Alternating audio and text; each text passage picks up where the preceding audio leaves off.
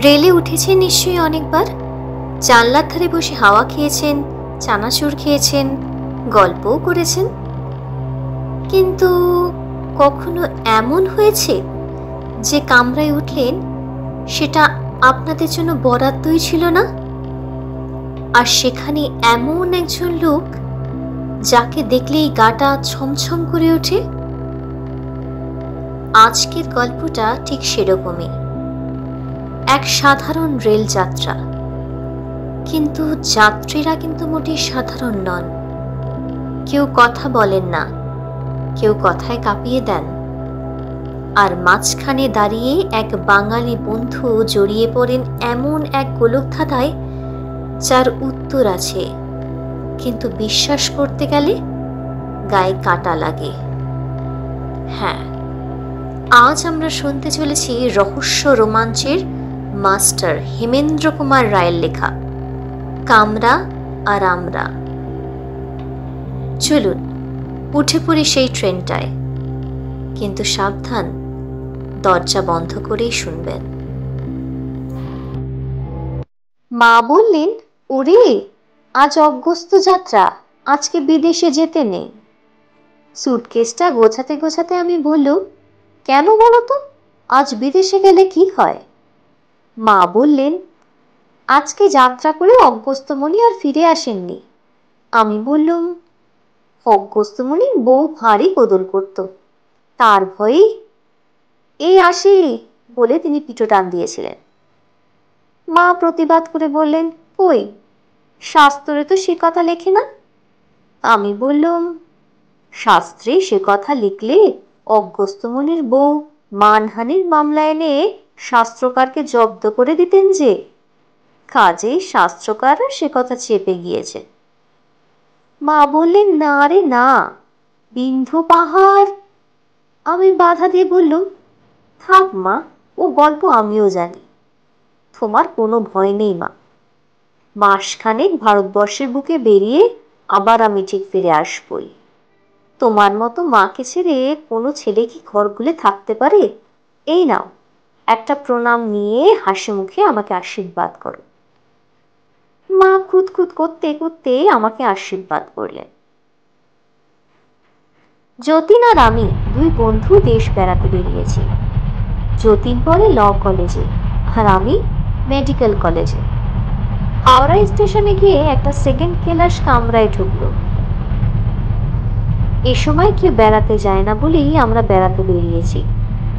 গাড়িতে ভিড় থাকবে না, দিব্যি ধীরে সুস্থে শুয়ে বসে হাত পা সরিয়ে আরাম করে যেতে পারবো। পুজোর সময় আর বড়দিনে বেড়াতে যাওয়ার পায়ে নমস্কার, সে কি বেড়াতে যাওয়া না নরক যন্ত্রণা ভোগ করা। প্রথমেই আমাদের বেনারসে যাওয়ার কথা। সেখানে গিয়ে পৌঁছাবো কাল প্রায় দুপুরে, সারা রাত ট্রেনেই কাটাতে হবে। কাজে আমাদের কামরায় লোক নেই দেখে ভারী আনন্দ হল। বাইরে কোনো লোক আসবার আগেই তাড়াতাড়ি দুখানা বেঞ্চে দুটো বিছানা বিছিয়ে আমরা দুজনেই শুয়ে পড়ল। শুয়ে শুয়ে দুই বন্ধুতে অনেক গল্প হলো। তারপর ট্রেন যখন বর্ধমান পার হলো, যতীন উঠে আলো নিভিয়ে দিলে। খানিকক্ষণ পরে অন্ধকারে যতীনের নাক ডাকার আওয়াজ শুনতে শুনতে আমারও চোখে ঘুম জড়িয়ে এলো। কতক্ষণ ঘুমিয়েছিলাম জানি না, আচমকা আমার ঘুম ভেঙে গেল। কে আমার গা ধরে নাড়া দিচ্ছে। ধীরে ধীরে উঠে বসলো। সঙ্গে সঙ্গে সামনের বেঞ্চ থেকে যতীনও ধর্মর করে উঠে বসলো। আমি বললাম, যতীন, আমার ঘুম ভাঙালে কেন? যতীন বললে, আমিও তো তোমাকে ঠিক ওই কথাই জিজ্ঞাসা করতে চাই। তার মানে? তুমি তো আমার গা ধরে নাড়া দিচ্ছিলে। আমি আশ্চর্য হয়ে বললাম, সে কি হে, আমি তো দিব্যি আরামে ঘুমিয়েছিল, তুমি তো আমার গা নাড়া দিয়ে আমাকে তুলে দিলে। যতীন হেসে বলল, বাহ, বেশ লোক হে। যা হোক, নিজে আমাকে ধাক্কা মেরে তুলে দিয়ে আবার আমার ঘাড়ে দোষ চাপানো হচ্ছে। আমি বললুম, না ভাই, সত্যি বলছি, আমি এখান থেকে এক পা নড়িনি। তোমাকে আমি ধাক্কা তো মারিনি, বরং আমাকেই তুমি ধাক্কা মেরেছ। আমার সঙ্গে ঠাট্টা হচ্ছে বুঝি? যতীন গম্ভীর স্বরে বললে, গাড়িতে আর কোনো জনপ্রাণী নেই, আমাদের দুজনকে তবে ধাক্কা মারলে কে? চোট টোর আসেনি তো? শুনে তাড়াতাড়ি উঠে দাঁড়িয়ে আমি আবার আলো জ্বেলে দিল। এদিকে ওদিকে তাকিয়ে দেখলুম কামরায় আমরা দুজন ছাড়া আর কেউ নেই, এবং আমাদের মোটমাটগুলোর একটাও অদৃশ্য হয়নি। যতীন বললে, নিশ্চয় চোর এসেছিল, ভাগ্যে আমাদের ঘুম ভেঙে গেল, তাই চুরি করবার আগেই তাকে সরে পড়তে হয়েছে। বড্ড বাঁচা গেছে হে। আমি বললুম, জানলাগুলো সব বন্ধ করে দাও, আর আলো নেবেও কাজ নেই, আচ্ছা জ্বালাতন। আবার খানিকক্ষণ বসে বসে গল্প হলো, তারপর আবার দুজনেই ঘুমিয়ে পড়ল। কিন্তু আবার ঘুম ভেঙে গেল। এবার কেউ আর আমাকে ধাক্কা মারছিল না। এবারে কামরার ভিতর থেকে পরিত্রাহী স্বরে একটা কুকুর আর্তনাদ করছিল। আলো জ্বালিয়ে শুয়েছিল, কিন্তু উঠে দেখি কামরার ভিতরে ঘুটঘুট করছে অন্ধকার। অন্ধকারে যতীনের গলা পেলুম। সে বললে, এ আবার কি ব্যাপার? আজ কি রাজ্যের আপদ এইখানেই এসে জুটেছে? কুকুরটা যেভাবে চেঁচাচ্ছে তাতে মনে হলো সে যেন ভয়ানক জখম হয়েছে, কিন্তু কামরার দরজা জানলা সব বন্ধ, সে ভেতরে এলোই বা কেমন করে? কুকুরটা হঠাৎ একবার খুব জোরে কেউ কেউ করে চেঁচিয়ে একেবারে চুপ মেরে গেল। আমি বললুম, যতীন, আলো নেভালে কে? যতীন বলল, জানি না তো, আমি ভাবলাম তুমি নিভিয়েছ। কুকুরটা ভেতরেই আছে, বেঞ্চি থেকে পা নামানো হবে না। ব্যাটা যদি খ্যাক করে কামড়ে দেয়। তোমার টর্চটা কোথায়? আমার পাশেই আছে, জেলে দেখো তো কুকুরটা কোথায় আছে। যতীন টর্চ জেলে দেখতে লাগলো, আর আমি আবার মোটা লাঠি গাছাটা মাথায় তুলে প্রস্তুত হয়ে রইলাম। কুকুরটা যদি তেড়ে আসে তাহলে তখনই তার ভবলীলা সাঙ্গ করে দেব। কিন্তু কামরার কোথাও কুকুরটাকে আবিষ্কার করা গেল না। এখানে কুকুর টুকুর কিছুই নেই। সুইচের কাছে গিয়ে দেখি সুইচ টেপাই আছে। আমি বললুম, সম্ভব, কিন্তু এই যে এখনই কুকুরটা চেঁচাচ্ছিল, সে এলোই বা কেমন করে আর গেলই বা কেমন করে? যতীন বলল, কুকুরটা বোধহয় পাশের কামরা থেকে চেঁচাচ্ছিল, আমরা ঘুমের ঘরে ভুল শুনেছি। আমি বললুম, ঠিক বলেছ, কিন্তু আজকে ঘুমের দফাই এতে। এসো বসে গল্প করা যাক। এই বলে আমি বসে পড়লুম, এবং মনে হলো সঙ্গে সঙ্গে আমার পাশেই ঠিক যেন আরেকজন কে এসে বসে পড়ল। নিবিড় অন্ধকারে কামরার ভেতরে কিছুই দেখা যাচ্ছিল না। বললুম, নিজের বিছানা ছেড়ে হঠাৎ উঠে এলে যে যতীন? ওপাশের বেঞ্চি থেকে যতীন বললে, কই, আমি তো এখান থেকে উঠিনি। আমার পাশে হাত বাড়িয়ে দেখলুম, কই, কেউ তো সেখানে নেই। তারপরে শুনতে পেলুম আমার কানে কি ফিসফিস করে কথা কইছে। কি যে বলছে তা বোঝা যাচ্ছে না বটে, কিন্তু কথা যে কেউ কইছে সে বিষয়ে কোনোই সন্দেহ নেই। হঠাৎ যতীন বললে, মোহন, তুমি কোথায়? আমি আড়ষ্টভাবে বললুম, আমার বিছানায়। যতীন সভয় বলল, তবে আমার কানে কানে কথা কইছে কে? জবাব না দিয়ে দুপাশে দুহাত বাড়িয়ে দিল, কিন্তু কারোর গায়ে হাত লাগলো না। অথচ তখনও আমার কানের কাছে মুখ এনে কি ফিস ফিস করছে। ডাক্তারি পড়ি, রোজ দুহাতে টাটকা বা পচা মরার দেহই হাসি মুখে ছুরি চালাই। গভীর রাত্রে একলা মরার পাশে অম্লান বদনে বসে থাকি। স্বপ্নেও কখনো ভূত দেখিনি, তবু কেন জানি না আজকে এই অন্ধকারে আমার সর্বাঙ্গ কি একটা অজানা ভয়ে পাথরের মূর্তির মতো স্থির ও ঠান্ডা হয়ে গেল। একখানা হাত নাড়াবার শক্তিও আর রইল না। যতীনের বোধহয় সেই অবস্থা। সে প্রায় কান্নার স্বরে বললে, মোহন, মোহন, কামরার ভিতরে কারা সব এসেছে, কে আমার সঙ্গে ফিসফিস করে কথা কইছে। ওই শোনো, কি আবার চলে বেড়াচ্ছে। সত্যি কথা, ঘরময় কে চলে বেড়াচ্ছে। খট খট খট খট খট খট খট। এই যেন কোনো মাংসহীন হাড়ের আওয়াজ। এই ভীষণ আওয়াজ আমি জানি, কঙ্কালকে নাড়লে ঠিক এমনই অস্থি ঝংকার জেগে ওঠে। কিন্তু তখন আর আমার নড়বার শক্তি নেই। কে যেন কি জাদু মন্ত্র পড়ে আমার সমস্ত দেহকে পক্ষাঘাতগ্রস্ত করে দিয়েছে। আচম্বিতে আর এক ব্যাপার, কামরার এক কোণ থেকে মেয়ে গলায় কে করে কাঁদতে লাগলো। কানের কাছে সে ফিস ফিস কথা, ঘরময় কঙ্কালের সেই চলাফেরার খটখটানি, আর এক কোণ থেকে মেয়ে গলা সে করে কান্না। গাঢ় অন্ধকারে ডুবে আড়ষ্টভাবে বসে বসে একসঙ্গে এসব শুনতে লাগলো। যতীনের কোনো সাড়া নেই।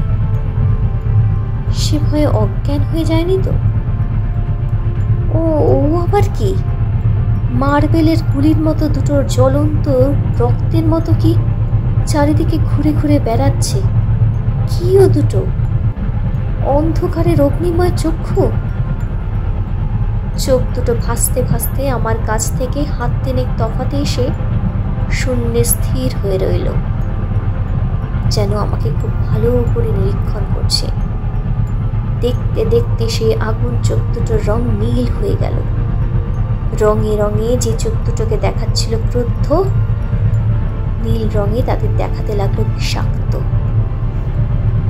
হঠাৎ কেমন একটা বিদ্যুৎ প্রবাহ এসে আমাকে চাঙ্গা করে দিলে। এক মুহূর্তে আমার সব মোহ কেটে গেল। আমি এক লাফে দাঁড়িয়ে উঠে অন্ধকারের ভেতরেই দু হাতে দুত্তার ঘুষি ছুটতে ছুটতে পাগলের মতো চেঁচিয়ে উঠল, আমি তোদের ভয় করি না, আমি তোদের ভয় করি না, আমি তোদের কারুকে ভয় করি না। সরে যা, সরে যা সব, আমি তোদের কারুকে ভয় করি না। তৎক্ষণাৎ কামরার ইলেকট্রিক লাইট আবার দপ করে জ্বলে উঠল। নিচের বিছানায় বসে যতীন ঠক ঠক করে কাঁপছে। তারও অবস্থা আমার চেয়ে ভালো নয়। কামরার ভিতরে আর সে আগুন চোখ দেখা গেল না। কোনো রকম শব্দ বা কান্নার আওয়াজও কানে এলো না। আমরা দুজন ছাড়া সেখানে আর কেউ নেই। হাঁপাতে হাঁপাতে যতীনের পাশে গিয়ে বসে পড়ল। যতীন অস্ফুট স্বরে বললে, আমি কি এতক্ষণ স্বপ্ন দেখছিল? আমি বললাম, আমারও তাই মনে হচ্ছে। এদিকে তাকিয়ে যতীন তীব্র স্বরে বলে উঠল, না, স্বপ্ন নয়, ওই দেখো। ঠিক যেন শূন্যকে বিদীর্ণ করে পিঙ্কি দিয়ে কামরার মেঝের উপর রক্ত ছিটকে পড়েছে। তাজা রাঙা রক্ত, রক্তে রক্তে ঘর বুঝি ভেসে যায়, শূন্যে যেন রক্ত প্রসব করছে। আমি আজ সইতে পারলুম না, অ্যালার্ম কর ধরে একেবারে ঝুলে পড়ল। পর মুহূর্তেই প্রচন্ড একটা ঝাঁকানি দিয়ে চলন্ত ট্রেন থেমে গেল। আমি আর যতীন এক এক লাফে ট্রেন ছেড়ে বাইরে গিয়ে পড়ল। গার্ড এসে জিজ্ঞাসা করলে, তোমরা ট্রেন থামিয়েছ? আমি বললাম, হ্যাঁ। কেন? গাড়ির ভেতরে আমাদের জীবন বিপন্ন হয়েছিল। আসল ব্যাপারটা কি তার আমি বলতে চাই না, কিন্তু ও কামরার ভেতরে আমরা যদি আর কিছুক্ষণ থাকতুম, তাহলে হয় পাগল হয়ে যেত, নয় মারা পড়ত। গার্ড খানিকক্ষণ অবাক হয়ে আমার মুখের পানে তাকিয়ে রইল। তারপর বলল, বাবু, তোমার অসংলগ্ন কথার অর্থ আমি বুঝতে পারলুম না। তুমি কি বলতে চাও ভালো করে বুঝিয়ে বলো।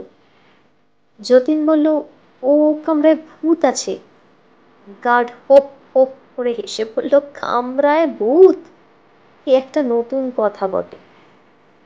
বাঙালি বাবুদের মাথা খুব সাফ, ট্রেনের কামরাতেও তারা ভূত আবিষ্কার করে। আমি বললাম, ভূত কিনা জানি না, কিন্তু ও কামরার ভেতরে আমরা এমন সব বিভীষিকা দেখেছি যা স্বাভাবিক নয়। গার্ড বলে, অ্যালার্ম টেনে বাজে কথা বলে তোমরা এখন আইনকে ফাঁকি দিতে চাও? ওসব চালাকি আমার সঙ্গে চলবে না, তোমাদের জরিমানা দিতে হবে। আমি বললাম, সাহেব, আমরা জরিমানা দিতে রাজি আছি, তবু ও কামরায় আর ঢুকতে রাজি নয়। আমার মুখের কথা শেষ হতে না হতেই হঠাৎ একটা কাণ্ড ঘটে গেল। কামরার ভিতর থেকে আমাদের জিনিসপত্রগুলো সবেগে বাইরে নিক্ষিপ্ত হতে লাগলো। ট্রাঙ্ক, সুটকেস, ব্যাগ ও পোটলাপুটলি প্রভৃতি। ঠিক যেন কে সেগুলোকে বাইরে ছুড়ে দিচ্ছে।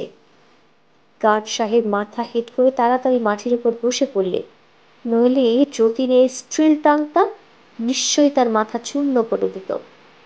গার্ড চেঁচাতে লাগলো, এই পাকড়ো পাকড়ো। একদল রেল পুলিশও কুলি হুড়মুড় করে কামরার ভেতরে গিয়ে ঢুকলো, এবং বলা বাহুল্য সেখানে জনপ্রাণীর আধখানা টিকি পর্যন্ত দেখা গেল না।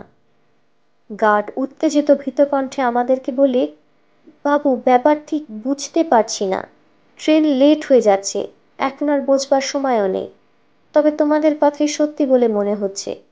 আপাতত তোমরা অন্য কোনো কামরায় উঠে পড়ো, আমি ট্রেন চালাবার হুকুম দেব।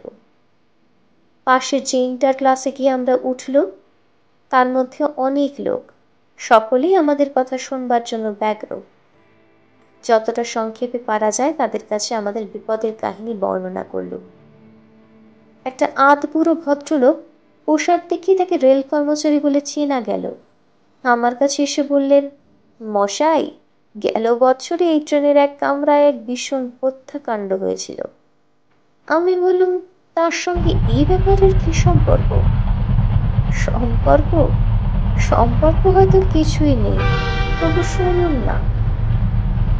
রানীগঞ্জে গাড়ি থামলে পর দেখা গেল একটা সেকেন্ড ক্লাস কামরার ভিতরে দুজন পুরুষ, একজন স্ত্রীলোক, একটি শিশু আর একটা কুকুরের মৃতদেহ রক্তের মধ্যে প্রায় ডুবে আছে। কিন্তু কে বা কারা এতগুলো প্রাণীকে খুন করলে তার কোনো সন্ধানই পাওয়া গেল না। আমি রুদ্ধশ্বাসে বললাম, একটা কুকুরও ছিল? তারপর? তার কিছুদিন পরে ওই কামরাতে 3 জন সাহেব হাওড়া থেকে আসছিল, কিন্তু রানীগঞ্জে তারা গাড়ি থেকে নেমে পড়ে স্টেশন মাস্টারের কাছে অভিযোগ করে যে কামরার আলো নিভিয়ে দিয়ে কারা তাদের ভয়ানক ভয় দেখিয়েছে। কিন্তু অনেক খোঁজাখুঁজি করেও যারা ভয় দেখিয়েছিল তাদের পাত্তা পাওয়া গেল না। যতীন বললে, ভূতকে কখনো খুঁজে পাওয়া যায়? মানুষকেই ভূতেরা খুঁজে বার করে। তিনি বললেন, তারপরে প্রায় ওই রকম সব অভিযোগ হতে লাগলো। আর লক্ষ্য করার বিষয় এই যে অভিযোগ হয়েছে প্রত্যেকবারই রানীগঞ্জ স্টেশনে। কেবল আপনারাই রানীগঞ্জ পার করতে পেরেছে। যতীন বলে, হ্যাঁ, রানীগঞ্জ কেন, আর একটু হলেই আমাদের ভবনদীর পাড়ে যেতে হতো। আমি বললুম, যতীন, মায়ের কথা আর কখনো ঠেলব না, সত্যি সত্যি আজকের যাত্রা অশুভ। তো বন্ধুরা, শুনলেন তো কেমন ভাবে এক সাধারণ ট্রেন যাত্রা হয়ে উঠল অবিশ্বাস্য। এই গল্পে কে সত্যি কে মিথ্যে সেটা বোঝার আগেই ট্রেনটা থেমে গেল এক অদ্ভুত মোড়ে। এইরকম গল্প আমাদের শুধু বিনোদন দেয় না, মাঝে মধ্যে একটা প্রশ্নও ছুড়ে দেয়, যা দেখি সবটাই কি সত্যি, আর যা বিশ্বাস করি সবটাই কি বাস্তব। আজকের কামরা আর আমরা গল্পটি ছিল রহস্য আর মনস্তত্ত্বের মিশেল এক অসাধারণ অভিজ্ঞতা। আপনাদের যদি গল্পটি ভালো লেগে থাকে তাহলে গল্প ক্লাসিক্সে অবশ্যই ফিরে আসবেন, কারণ এমন আরও হাসি, কান্না, রোমাঞ্চ আর ম্যাজিক অপেক্ষা করে আছে ঠিক আপনার কানে পৌঁছানোর জন্য।